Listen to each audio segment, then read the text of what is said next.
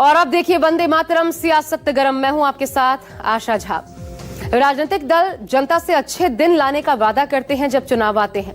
ये दावा करते हैं कि जीतने के बाद बेरोजगारी दूर होगी, महंगाई डायन मार डाली जाएगी, परीक्षा पेपर लीक से मुक्त हो जाएंगे, मजदूर किसान सबकी जिंदगी आसान हो जाएगी, आय बढ़ेगी। लेकिन इन्हीं बातों के साथ लोकसभा का चुनाव जीतकर संसद पहुंचे नेताओं ने इन मुद्दों को गौण कर दिया। ना बेरोजगारी दूर हुई, ना महंगाई घटी, ना परीक्षाएं पेपर लीक से आजाद हुई। लेकिन संसद के शीतकालीन सत्र में सत्ता पक्ष ने इन मुद्दों को पीछे छोड़ वंदे मातरम पर चर्चा करवाई। दलील ये कि राष्ट्रीय गीत वंदे मातरम के 150 साल पूरे हो रहे हैं और लिहाजा इस पर चर्चा जरूरी है। लेकिन जैसे ही पीएम मोदी ने चर्चा की शुरुआत की, यह साफ हो गया कि सत्ता पक्ष का लक्ष्य सिर्फ कांग्रेस और नेहरू को कोसना था। देश के महान नेताओं की नीयत पर सवाल उठाना था, इतिहास के पन्नों से नए विवाद ढूंढना था और गड़े मुर्दे उखाड़ना था। है सजीवन मंत्र भी, यह विश्व विजयी मंत्र भी, शक्ति का आह्वान है यह शब्द वंदे मातरम। पीएम मोदी ने वंदे मातरम पर चर्चा को संसद का सौभाग्य बताया और मुख्य विपक्षी दल पर राष्ट्रीय गीत के साथ विश्वासघात का इल्जाम लगाया। लेकिन प्रियंका ने दो टूक कहा कि सत्ता पक्ष का मकसद महान स्वतंत्रता सेनानियों पर लांछन लगाना है और पीएम मोदी का लक्ष्य वंदे मातरम को बंगाल के चुनाव का सियासी हथियार बनाना है। वंदे मातरम इतना महान था, जिसकी भावना इतनी महान थी, तो फिर पिछली सदी में इसके साथ इतना बड़ा अन्याय क्यों हुआ? वंदे मातरम के साथ विश्वासघात क्यों हुआ?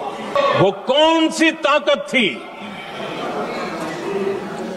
जिसकी इच्छा खुद पूज्य बापू की भावनाओं पर भी भारी पड़ गई?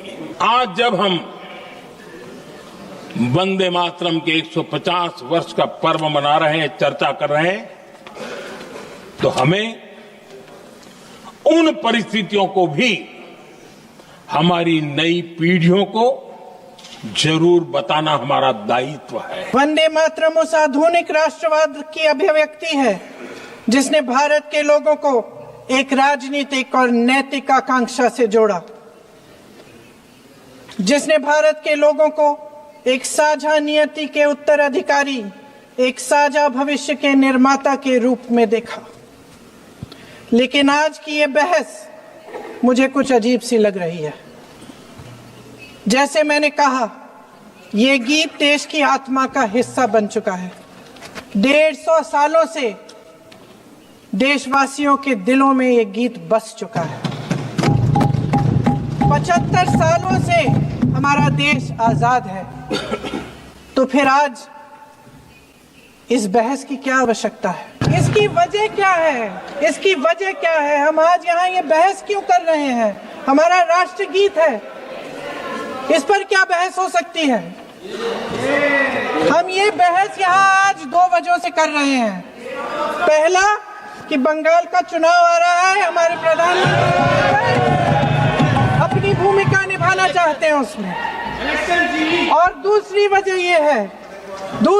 ये है, ये मकसद है, पुरानी मकसद इनकी अध्यक्ष महोदय, कि जिन्होंने स्वतंत्रता की लड़ाई लड़ी, जिन्होंने देश के लिए बड़ी बड़ी कुर्बानियां दी, उन पर सरकार नए आरोप लादने का मौका चाहती है। पीएम मोदी ने वंदे मातरम को भारत माता को अंग्रेजों के उपनिवेशवाद के अवशेषों से मुक्त करने का पवित्र युद्ध घोष बताया। लेकिन प्रियंका ने दावा किया कि आज देश की जनता परेशान है, समाज का कोई भी तबका खुश नहीं है और इन्हीं सुलगते सवालों से पीछा छुड़ाने के लिए सरकार ने वंदे मातरम पर चर्चा का फैसला लिया है। वंदे मातरम के 100 साल हुए, तब देश आपातकाल की जंजीरों में जकड़ा हुआ था। भारत के संविधान का गला घोंट दिया गया था। जब वंदे मातरम 100 साल का हुआ, तब देशभक्ति के लिए जीने मरने वाले लोगों को जेल के सलाखों के पीछे बंद कर दिया गया था। तो दुर्भाग्य से एक काला कालखंड हमारे इतिहास में उजागर हो। जो 50 वर्ष उस महान अध्याय को, उस गौरव को पुनः स्थापित करने का अवसर है। आज देश के लोग खुश नहीं हैं, अध्यक्ष महोदय, परेशान हैं, तमाम समस्याओं से घिरे हुए हैं, तमाम समस्याओं से घिरे हुए हैं और उन समस्याओं का हल आप निकाल नहीं रहे हैं कि सारी सत्ता को केंद्रित करने से देश का नुकसान हो रहा है। इस बीच अगर हम अतीत की बातें नहीं करेंगे तो कौन सी बातें करेंगे? ये किसी और बात के काबिल ही नहीं है, सिर्फ ध्यान भटकाना है जनता का। इसलिए आज हम वंदे मातरम पर चर्चा कर रहे हैं। वंदे मातरम देश के कण कण में जीवित है, इस पर बहस नहीं हो सकती। आज इस चर्चा को प्रधानमंत्री जी ने शुरू किया, उन्होंने भाषण दिया और इसको कहने में कोई झिझक नहीं है कि भाषण अच्छा देते हैं, थोड़ा सा लंबा लेकिन भाषण अच्छा देते हैं। सिर्फ एक कमजोरी है, अगर आप इजाजत दे तो मैं बोलूं, एक कमजोरी है। हाँ, उसी पे बोल रहे हैं। वंदे मातरम पे बोलो आप। अब सर मैंने तारीफ कर ली, आज थोड़ा विषय वंदे मातरम का है तो हम वंदे मातरम पर ही रखें, ठीक रहेगा। सर ये वंदे मातरम पे ही है। सर आपने प्रधानमंत्री जी को सुना था, तब तो शुरू नहीं हुए। सर भाषण बहुत अच्छा देते हैं लेकिन तथ्यों के मामले में कमजोर पड़ जाते हैं। इसमें भी एक कला होती है कि तथ्यों को किस तरह से जनता के सामने रखा जाए। मैं तो नहीं हूं, जनता की प्रतिनिधि हूं, कलाकार तो नहीं हूं। वंदे मातरम के 150 साल पूरे होने पर लोकसभा में चर्चा के दौरान पीएम मोदी ने रविंद्रनाथ टैगोर के वंदे मातरम गाने का जिक्र किया, लेकिन प्रियंका ने पूछ ही लिया कि जहां रविंद्रनाथ टैगोर ने वंदे मातरम गाया था, पीएम मोदी ने उस अधिवेशन का नाम नहीं बताया क्योंकि वह अधिवेशन कांग्रेस का था। गुरुदेव रविंद्रनाथ टैगोर ने लिखा था, उन्होंने लिखा था, एक सूत्र में बंधे हुए सहस्त्र मन, एक ही कार्य में अर्पित सहस्त्र जीवन, वंदे मातरम। ये रविंद्रनाथ टैगोर जी ने लिखा, महात्मा गांधी ने लिखा था। गीत वंदे मातरम जिसे बंकिम चंद्र ने रचा है, पूरे बंगाल में अत्यंत लोकप्रिय हो गया है। उन्होंने लिखा, यह गीत इतना लोकप्रिय हो गया है जैसे ये हमारा नेशनल एंथम बन गया है। 1896 में पहली बार गुरुदेव रविंद्रनाथ टैगोर ने ये गीत एक अधिवेशन में गाया। उन्होंने ये नहीं बताया कि क्या कौन सा अधिवेशन था, महासभा, हिंदू महासभा का अधिवेशन था, आरएसएस का अधिवेशन था, किस बात से कतरा रहे थे कि ये कांग्रेस का अधिवेशन था।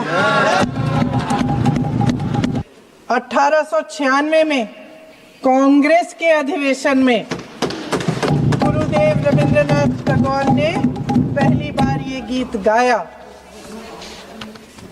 1905 में बंगाल के विभाजन के खिलाफ आंदोलन के समय वंदे मातरम जनता की एकता की गुहार बनकर गली गली से उठा। गुरुदेव रविंद्रनाथ टैगोर जैसे महान स्वतंत्रता सेनानी इस गीत को खुद गाते हुए बंगाल की सड़कों पर उतरे। विद्यार्थियों से लेकर किसानों तक, व्यापारियों से लेकर वकीलों तक, हर कोई ये गीत गाने लगा। इस गीत की शक्ति को समझिए, ब्रिटिश साम्राज्य इसको सुनकर कांपता था।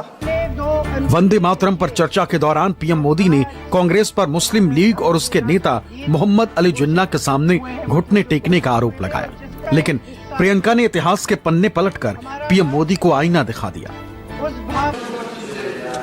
वंदे मातरम के प्रति मुस्लिम लीग की विरोध की राजनीति तेज होती जा रही थी। मोहम्मद अली जिन्ना ने लखनऊ से 15 अक्टूबर 1937 को वंदे मातरम के विरुद्ध का नारा बुलंद किया। नेहरू जी अपनी सहमति जताते हुए कि वंदे मातरम की, ये जो उन्होंने सुभाष बाबू को लिखा है, वंदे मातरम की आनंद मठ वाली पृष्ठभूमि मुसलमानों को इरिटेट कर सकती है। तो जो मोदी जी ने पत्र सुनाया सदन में 20 अक्टूबर का और कहा कि जवाहरलाल नेहरू जी ने बोस नेताजी को ये चिट्ठी लिखी और ये कहा कि इस पर चर्चा होनी चाहिए, उससे पहले 3 दिन पहले नेताजी सुभाष चंद्र बोस ने पंडित जवाहरलाल नेहरू को एक चिट्ठी लिखी थी जिसका जिक्र आपके प्रधानमंत्री ने नहीं किया। और इस चिट्ठी में सुन लीजिएगा, आप नेताजी के लफ्ज नहीं सुनना चाहते? बंगाल का चुनाव आ रहा है। फिर नेहरू जी कलकत्ता जाते हैं और गुरुदेव जी से मिलते हैं और उसके अगले दिन गुरुदेव जी एक चिट्ठी लिखते हैं जिसमें वो लिखते हैं, अंग्रेजी में चिट्ठी है, उसका एक अंश मैं आपको हिंदी में बता देती हूँ, जिसमें गुरुदेव जी कहते हैं कि जो 2 अंतरे हमेशा गाए जाते थे उनका महत्व इतना गहरा था कि उस हिस्से को कविता के शेष हिस्से तथा पुस्तक के उन अंशों से अलग करने में उन्हें कोई कठिनाई नहीं थी। उन्होंने ये कहा कि स्वतंत्रता संग्राम में हमेशा से वही 2 अंतरे ही गाए जाते थे और उनको गाते हुए कुर्बानी देने वाले सैकड़ों शहीदों के सम्मान के लिए उन्हें ऐसे ही गाना उचित रहेगा। उन्होंने यह भी कहा कि बाद में जोड़े गए अंतरों का सांप्रदायिक मायना निकाला जा सकता है और उस समय के माहौल में उनका इस्तेमाल अनुचित होगा। वंदे मातरम के कुछ हिस्से को सांप्रदायिक राजनीति का हथियार बनाए जाने से बचाने को लेकर देश के महान नेताओं के बीच जो पत्राचार हुआ, उसे आधार बनाकर पीएम मोदी ने कांग्रेस और जवाहरलाल नेहरू को निशाना बनाया। लेकिन प्रियंका गांधी ने दावा किया कि पीएम मोदी का दावा देश के महान स्वतंत्रता सेनानियों का अपमान है और नेहरू को नीचा दिखाकर कोई भी ऊंचा नहीं बन सका। नेहरू जी का कोट पढ़ता, नेहरू जी कहते हैं, मैंने वंदे मातरम गीत का बैकग्राउंड पढ़ा है। इसके बाद कांग्रेस की तरफ से बयान आया कि 26 अक्टूबर से कांग्रेस कार्य समिति की एक बैठक कोलकाता में होगी जिसमें वंदे मातरम के उपयोग की समीक्षा की जाएगी। कार्य समिति की बैठक में महात्मा गांधी जी, नेताजी सुभाष चंद्र बोस, पंडित नेहरू, आचार्य नरेंद्र देव जी, सरदार पटेल जी, गुरुदेव रविंद्रनाथ टैगोर जी सब मौजूद थे। इस प्रस्ताव के ये सभी महापुरुष इस प्रस्ताव से सहमत थे। आगे क्या होता है ये भी सुना लूं। भारत की आजादी के बाद जब इसी गीत के इन्हीं 2 अंतरों को 1950 में डॉक्टर राजेंद्र प्रसाद जी ने संविधान समिति में भारत का राष्ट्रगीत घोषित किया, तब लगभग यही महापुरुष मौजूद थे। इनके साथ साथ BR अम्बेडकर जी भी सभा में थे। लेकिन हमारा राष्ट्रगान भी एक कविता का एक अंश ही है, एक लंबी कविता का एक अंश है और इन दोनों राष्ट्रगीत और राष्ट्रगान के अंश को चुनने में सबसे बड़ी भूमिका गुरुदेव। पीएम मोदी ने वंदे मातरम पर चर्चा के दौरान कांग्रेस और जवाहरलाल नेहरू को कटघरे में खड़ा करने की भरपूर कोशिश की, लेकिन प्रियंका ने खुद ही सत्ता पक्ष को नेहरू पर विस्तृत चर्चा का ऑफर दिया। दलील ये कि नेहरू के खिलाफ जिसे भी भड़ास निकालनी हो उनके शौक पूरे कर दिए जाएंगे।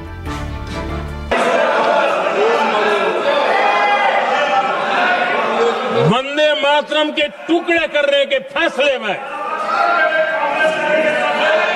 वंदे मातरम के टुकड़े कर दिए।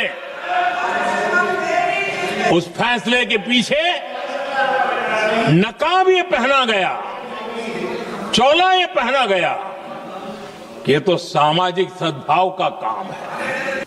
हमारे प्रधानमंत्री महोदय 12 सालों से इस सदन में है, मैं मात्र 12 महीनों से हूं। फिर भी छोटी सी सलाह है।